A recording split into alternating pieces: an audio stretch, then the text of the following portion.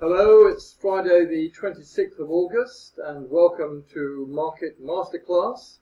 Today, the world news, we're going to focus on a specific economy. Singapore is the pick for today. A very, very strong economy, a very tight-knit community, and in the centre of Southeast Asia.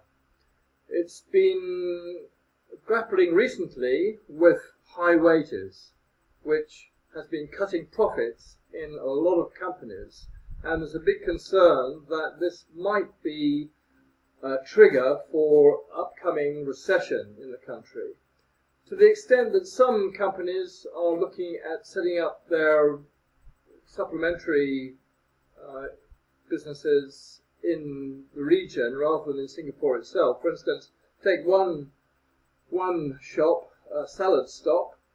They are looking at setting up in Manila because of the high wages in Singapore. Their employees, they pay up to $2,400, whereas in Manila, the same employee would be receiving $400. So in terms of profit margins, the high wages in Singapore is making companies look more and more elsewhere.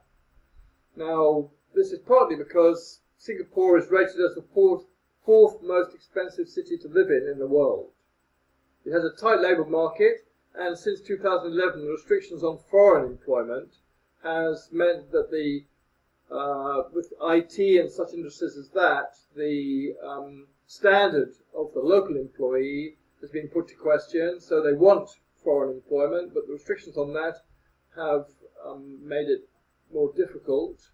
And so they're getting higher wages locally, but not getting the same standard of employees. So it's become an issue in the country. They're very export orientated. The high wages is reduced profits, as well as the cooling off in China as exports are down. Subdued domestic consumption is down. There's a downturn in commodity sales.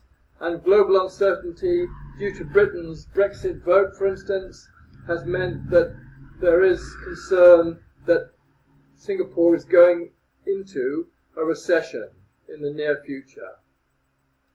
Interesting statistic. This year, 42,000 small businesses have ceased to operate in Singapore. This is an interesting statistic and is reflecting the fact that recession could well be on the way for Singapore.